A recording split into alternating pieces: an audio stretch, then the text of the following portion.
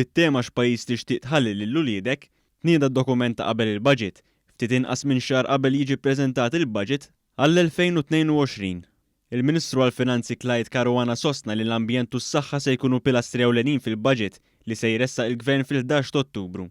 Il-Ministru Caruana qal ukoll li l-avvenimenti madwar id-dinja fl-aħħar sena kienu r-raġuni għat-tema magħżula, hekk kif l-isfidi li affaċċjat id-dinja ġabu magħhom ħsieb dwar kif nistgħu nimxu l quddiem.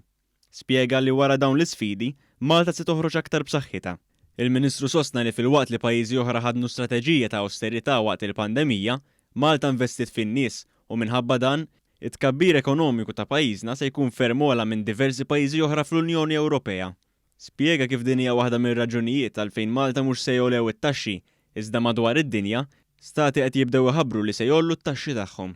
Rigward is-suq tax-xogħol, intqal li minħabba dan l-investiment, Malta daħlet fil-pandemija bl-inqas rata ta' qatt fl-Unjoni Ewropea u saħansitra l-qatt beda jonqos għall-inqas livell fl-istorja ta' pajjiżna.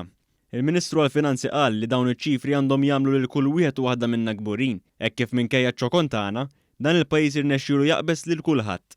Huwa spjega li minkejja li l-ispiża tal-Gvern żdiedet drastikament minħabba l-pandemija, din kienet deċiżjoni għaqlija, hekk kif huwa biss b'din l-ispiża li d-deficit ta' pajjiżna se jonqos bin-nofs. L-ebda euro ma kien euro żejjed li nfaqna matul il-pandemija. Grazzi għal dak ix-xogħol kollu li għamilna, grazzi għal flus kollha li nfaqna, dan il-pajjiż issa għandu suq tax-xogħol illi huwa fost l-aktar b'saħħtu fl-Unjoni Ewropea. Għaliex in-nies, għaliex il-Maltin u l-Awċina għadhom fix-xogħol, nistgħu naraw li tkabbir ekonomiku f'dan il-pajjiż ħajkompli, għaliex it-tkabbir ekonomiku jkompli, id-dħul għall-Gvern ikompli jiżdied u bekk inkomplu nistgħu ngħinu aktar il-familji Maltin u Awċin. Il-Ministru Caruana qal li d-dejn f'pajjiżna se jibqa' f'rata stabbli ta' 65.8% tul is-sena 2022, filwaqt li pajjiżi Ewropej oħra ġabru dejn ta' aktar minn 100% tal-prodott domestiku gross tagħhom. Huwa żied jgħid li minħabba r-ruħ soċjali tal-Gvern u l-investiment tiegħu f'dan il-qasam, in-numru ta' persuni li jiddependu fuq il-benefiċċji soċjali naqas bin-nofs f'7 snin. B'hekk seħħet ukoll bidla fil-kultura fejn wieħed jiġi inċentivat biex jaħdem minflok jiddependi fuq l-għajnuna soċjali. Il-Ministru għalaq billi jassigura li l-Gvern se jħalli lill-finanzi ta' pajjiżna aktar sodi.